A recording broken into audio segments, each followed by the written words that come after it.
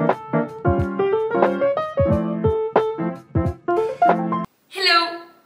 Bienvenue dans ce nouvel épisode. Je sais que j'ai disparu pendant 3-4 semaines là bientôt. Pour celles qui me suivent sur Instagram, sur ma page perso, Fatiguerant d'ailleurs, si t'es toujours pas abonné, n'hésite pas à t'abonner. Ou sinon sur ma page du co-podcast Femme Forte en Vue, que je suppose que vous la connaissez déjà. Vous savez que j'ai disparu parce que, bon, de 1, mon fils s'est brûlé, donc j'ai dû le garder pendant 2 semaines à la maison pour faire ses soins. De 2, il y a eu le séisme au Maroc et malheureusement j'ai perdu des membres de ma famille. Donc voilà, j'étais clairement...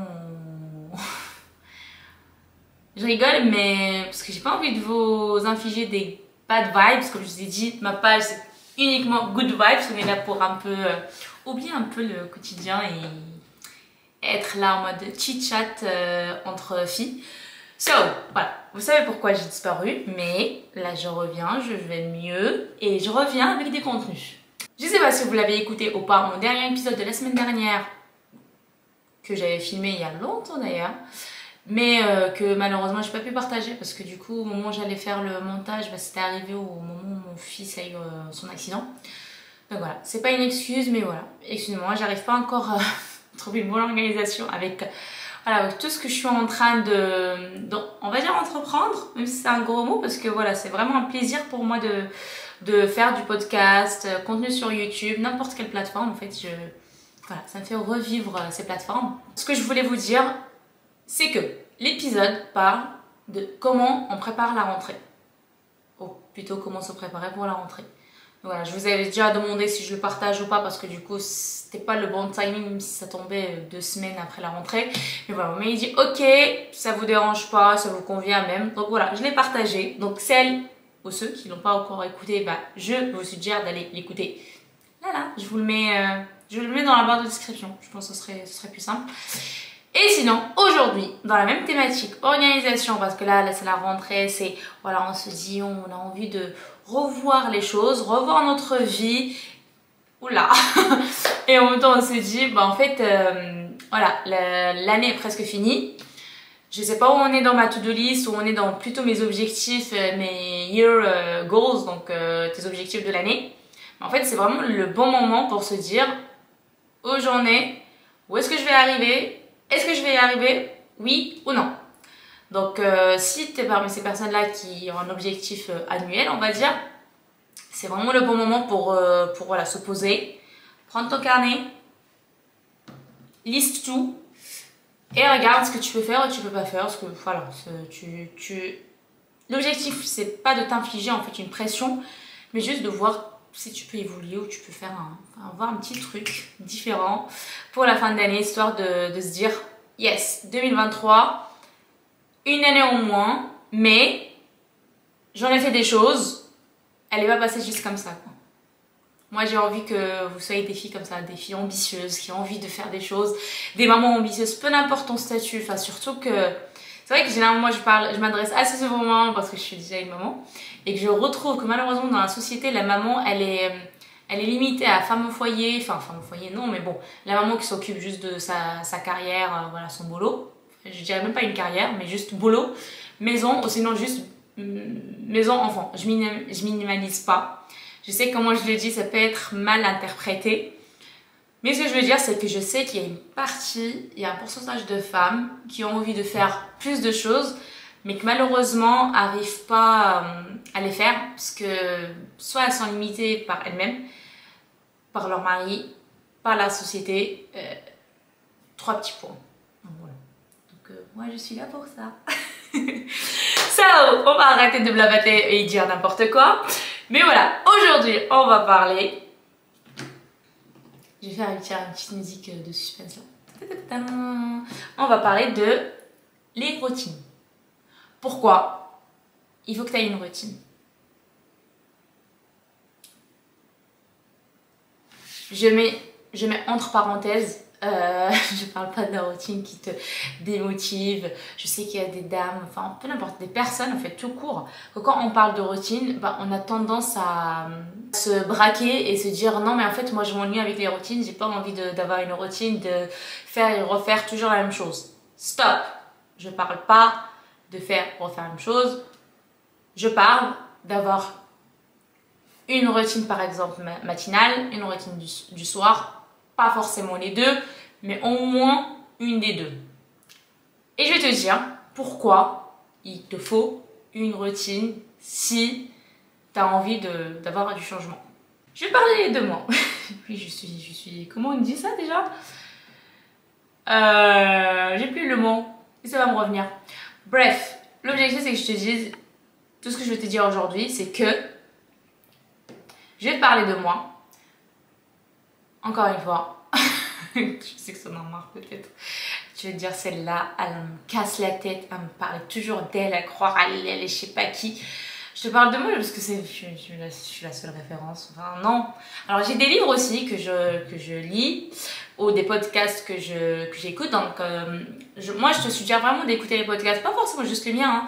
Il y en a pas mal qui existent sur les plateformes de podcasts. Si t'as pas envie de te poser sur le canapé et d'être là à regarder la télé, mais en même temps, tu profites pour faire autre chose. Donc, t'écoutes en même temps, tu te formes.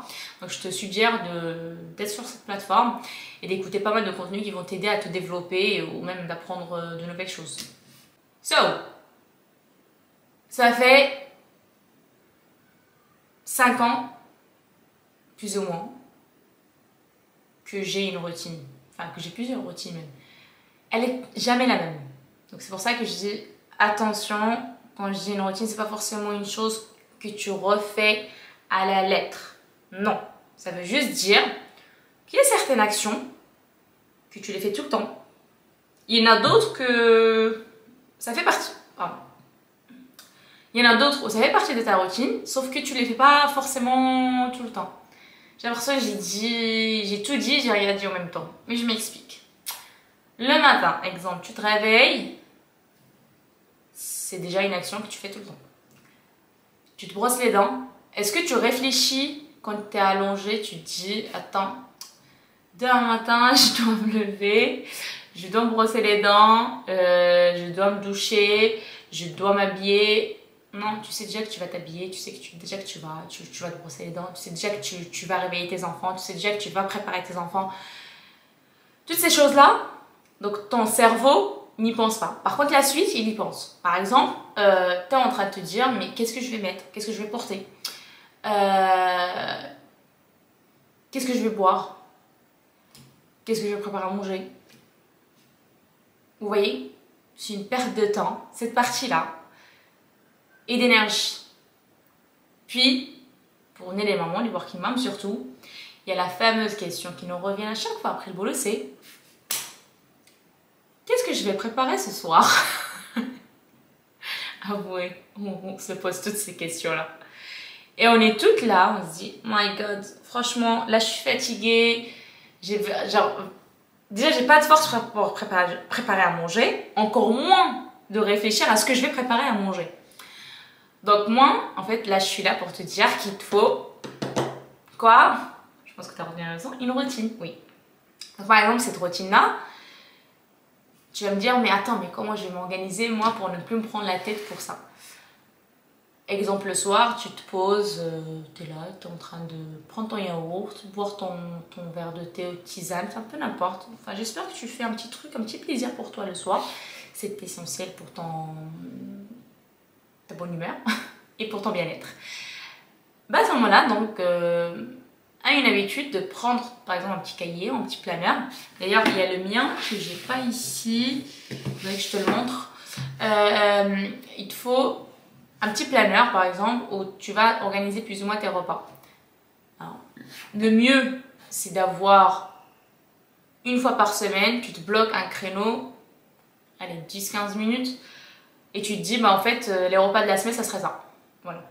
Donc, toute la semaine, tu vas te dire, donc tu vas te focaliser, parce que je vois venir, il y en a d'autres qui me disent, mais attends, mais déjà, je vais me prendre la tête quand même une fois par semaine pour choisir les repas.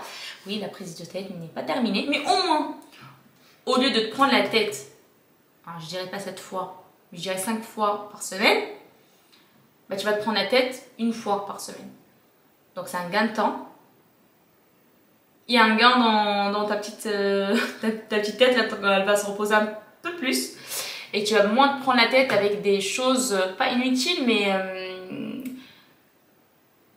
tu vas te libérer de la charge mentale que beaucoup de mamans, dont beaucoup de mamans souffrent.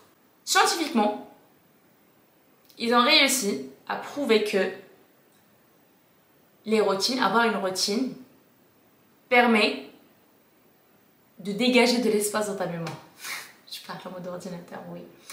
Mais en fait, ce que je vais t'expliquer par là, c'est que plus tu fais un geste automatiquement, donc tu mets une routine, par exemple, tu te brosses les dents, ton cerveau, il réfléchit pas à l'action, comment je vais faire, il sait faire, il le fait tout court en fait, tu penses même pas en fait. Par exemple, tu te réveilles, tu ouvres les yeux, tu vas directement, tu te brosses les dents, tu réfléchis pas, bah comment je vais brosser les dents, je vais prendre quelle brosse à dents cette fois-ci, est-ce que je me brosse, quelle méthode prendre, ça devient un geste automatique.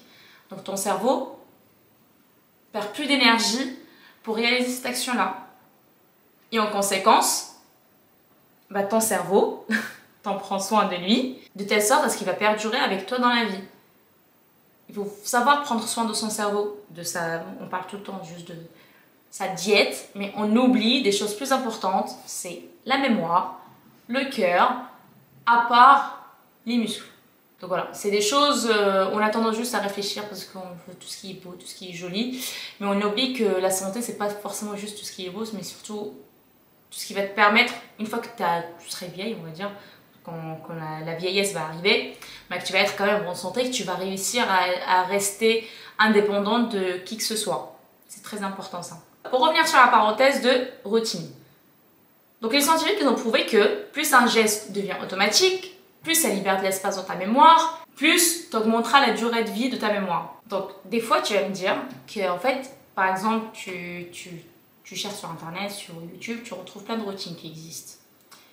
Et tu vas me dire, bah, en fait, je m'y force pendant une semaine, mais au bout d'un moment, je lâche prise parce que j'arrive pas. Alors déjà, de 1, c'est parce que déjà la routine, peut-être qu'elle n'est pas adaptée à toi. Donc la routine, chacune ou chacun a une routine qui est complètement différente de l'autre. Et aucune n'est mieux que l'autre, parce que chacune est adaptée en fait avec la personne. On n'était pas tous pareils, donc c'est normal que les routines ne soient pas tous pareilles. De 1, de 2, c'est pas moi qui dis, c'est les scientifiques qui disent que si tu veux qu'une action devienne une habitude ou qu'elle devienne surtout un geste automatique réalisé par le corps humain, il faut être assidu pendant 3 semaines. Une fois que tu répètes l'action pendant 3 semaines, elle devient automatique et du coup, ça te prend plus la tête et tu le fais automatiquement. Exemple, tu veux te réveiller à 5 h du matin, il faut que tu te réveilles à 5 h du matin tous les jours pendant 3 semaines. À ce moment-là, ton corps va s'y habituer. Et ça va être automatique en fait. Au bout d'un moment, tu n'auras même plus besoin d'un réveil, que ton cerveau de lui-même, il va se réveiller à 5 h du matin. Big disclaimer, ça ne veut pas dire que si tu te couches à 3 h du matin, que ton cerveau va se réveiller à 5 h du matin. C'est possible scientifiquement. Par contre, tu seras fatigué. Parce qu'en fait, le cerveau, il faut savoir qu'on a une horloge génétique qui fait que, à l'heure à laquelle tu avais habitué ton corps, ton cerveau à se réveiller, il va quand même se réveiller. Donc il y aura une phase d'éveil. En revanche, ça ne veut pas dire qu'il est reposé, qu'il est prêt à entamer sa journée. Voilà, c'est là où ça fait la différence. Donc voilà, il faut quand même avoir un bon sommeil pour que tu puisses te réveiller à 5 h du matin. Ça, c'est juste un exemple. Tu n'es pas obligé de te réveiller à 5 h du matin. Si tu te réveilles à 6 h du matin ou à 7 h du matin, c'est libre à toi. Mais je te conseille quand même de te réveiller tôt le matin. Pas juste pour aller au boulot, je le répète et je le répète, mais pour avoir un mode de vie auquel tu tiens. Moi, par exemple, j'aime bien me réveiller le matin parce que j'aime bien retrouver un petit moment avec moi-même. J'aime bien avoir 1 heure pour moi pour faire ma routine du matin, donc pour faire mon petit soin, ma petite douche, soin, ma petite prière et un peu de sport. Quand je dis sport, c'est un gros mot parce que ce que je fais, c'est juste des pilates qui corrigent un peu la posture.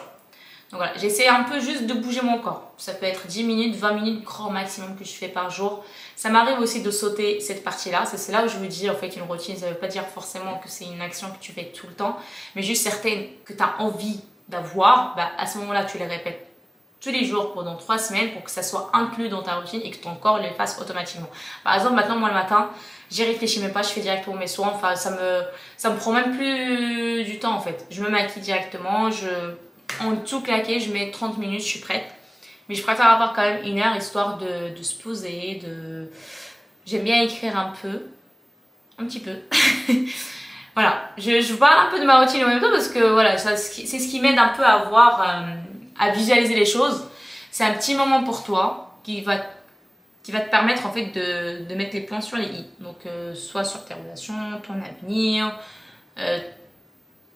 peu importe en fait, c'est vraiment ce que tu veux en fait. Il faut se dire que c'est comme une sorte de petit rendez-vous avec toi-même où tu te libères un peu de temps pour toi-même. Donc c'est là où il y a l'avantage aussi de la routine, c'est que ça te permet de te libérer pour toi-même. Vous voyez, on est arrivé dans un tel monde où c'est compliqué maintenant de se retrouver. Et tu sais à quel moment tu te rends compte de ça? C'est quand tu as travaillé toute la semaine et tu te dis « Ah, c'est déjà le week-end !» Et là, le week-end il passe, tu te dis « Ah, c'est déjà lundi, je dois me préparer pour lundi. » Si tu te dis la même chose, c'est qu'il te faut absolument une petite routine pour que tu puisses avoir un petit moment pour toi et que tu ressentes un peu le temps passer. Je ne sais pas si vous avez déjà entendu du mode de vie qui s'appelle slow mode. Ça veut dire c'est un mode de vie au ralenti. Dites-moi en commentaire si vous connaissez ou pas. Si vous ne connaissez pas, peut-être je ferai une petite vidéo. Sinon, je ferai les réponses en comments. Voilà. Donc, je pense que j'ai assez résumé sur l'importance de la routine, que ce soit matinale ou du soir. Comme je l'ai dit, le corps, il en a vraiment besoin. Il a besoin d'une routine. Peut-être des fois psychologiquement on n'a pas envie de répéter les mêmes actions, mais il faut se dire des fois qu'il y a certaines actions qu'on a forcément envie d'avoir, mais que ça ne fatigue de les faire. Bah, du coup à ce moment là, si tu te rends compte que tu te retrouves dans cette phase, bah, dis-toi qu'il faut l'inclure dans une routine pour que ça soit un geste automatique, que tu ne te prennes plus la tête pour le faire. Donc voilà, c'était une petite vidéo légère, histoire de mettre un peu, voilà, pour te préparer un peu pour avoir une petite routine et te motiver à l'avoir surtout. Parce qu'on a tendance à négliger cette partie-là. Et il y a pas mal de filles, enfin on cherche tout le temps des petites routines. Il y a pas mal de routines sur YouTube, tu te retrouveras que ça. Surtout pendant la rentrée. Mais je me suis dit, c'est le bon timing si tu as aussi envie de changer un peu ta vie et de revoir les choses. De mettre en place une petite routine là, dès maintenant, hein, dès demain si tu peux. Pour t'organiser et atteindre tes objectifs perso, pro, peu importe. L'essentiel, c'est que tu te retrouves du temps et surtout, tu sois heureuse en fait du temps que tu t'es dégagé. That's it! Je suis là pour te dire, prends soin de toi! Prends soin de toi! Purée, vous savez, des fois, je me dis, je ne me rends pas compte de la communauté qui me regarde. Je suis sûre, si je les vois dans une salle, je me serais là, je ne saurais même pas parler. Mais là, donc pour moi, c'est un one-to-one. Donc là, honnêtement, si je te verrais, je sais même, je pars dans des fous rires toute seule. Mais voilà, tout ce que je veux te dire. Prends soin de toi, s'il te plaît. Mets en place une petite routine, s'il te plaît, pour toi. J'ai pas envie, ça me fait mal le cœur des fois de voir des mamans qui se délaissent et qui s'oublient, et surtout des mamans qui ont envie d'avoir un changement, de faire quelque chose, et qu'elles me disent mais en fait avec les enfants j'ai du mal, je rentre le soir, après je suis fatiguée, du coup je m'allonge. Ça fait mal au cœur. Enfin moi honnêtement, je parle de mon avis perso, ça me fait mal au cœur. J'aime beaucoup quand la femme prend soin d'elle et que, enfin, si je dirais, j'ai pas envie de dire un mot qu'après ça va être mal interprété, mais j'adore surtout de voir des mamans, des working moms ambitieuses ou même juste des mamans ambitieuses. Donc que ça soit dans leur vie perso, leur vie pro, je dis pas une maman ambitieuse, c'est une maman qui veut avoir du money, en fait on s'en fout maintenant. Maintenant les gens ils s'en foutent. J'ai remarqué, ou c'est une impression que j'ai peut-être, les gens ils s'en fichent un peu de l'argent, c'est plus une priorité. La priorité maintenant c'est vraiment avoir un mode de vie sain et qui est surtout en adéquation avec nos valeurs. Et du coup ça me fait mal le cœur des fois quand je vois des femmes, elles ont du mal à avancer dans leur vie parce que elles n'arrivent pas à retrouver du temps pour s'organiser. Et c'est pour ça, si tu as envie de t'organiser aussi, honnêtement, franchement, au pire, t'aimes pas trop, mais juste prends-le autant que challenge, essaye-le pendant une semaine ou 2 semaines, mets-toi une petite routine. Le matin, par exemple, pour te faire tes petits soins, 1 heure le matin. Allez, au lieu de te réveiller à 7 h du matin pour les enfants, réveille-toi à 6 h du matin et regarde ce que tu vas faire avec 1 heure de temps pour toi. Le soir, pareil. Le soir, pareil. Au lieu d'aller te coucher directement, ou rester sur Netflix, YouTube, peu n'importe, une fois que tu as couché les enfants, bien sûr, moi, quand je vous parle de working mom, ou je vous parle vous en tant que femme, je parle vraiment de la phase après, une fois que vous vous êtes déjà occupé de votre foyer. Bah, regarde ce que tu peux faire pour changer ta vie, pour évoluer. Je sais pas, moi, tu as envie de perdre du poids, bah dis-toi, bah, une fois que tu as couché les enfants, qu'est-ce que tu peux faire pour perdre du poids? Est-ce que, je sais pas moi, est-ce que tu veux sortir par exemple marcher 30 minutes? Ça peut te permettre de brûler jusqu'à 1000 calories, juste entre parenthèses. Est-ce que par exemple au lieu de ça, bah, tu as envie de faire ta pédicure, mais du coup, voilà, tu te retrouves pas tant, bah, tu le fais le soir. Par exemple, le lendemain, tu sais que tu vas être prise à droite à gauche, tu as des rendez-vous, nanana, mais du coup, ça te fracasse un peu dans ta tête.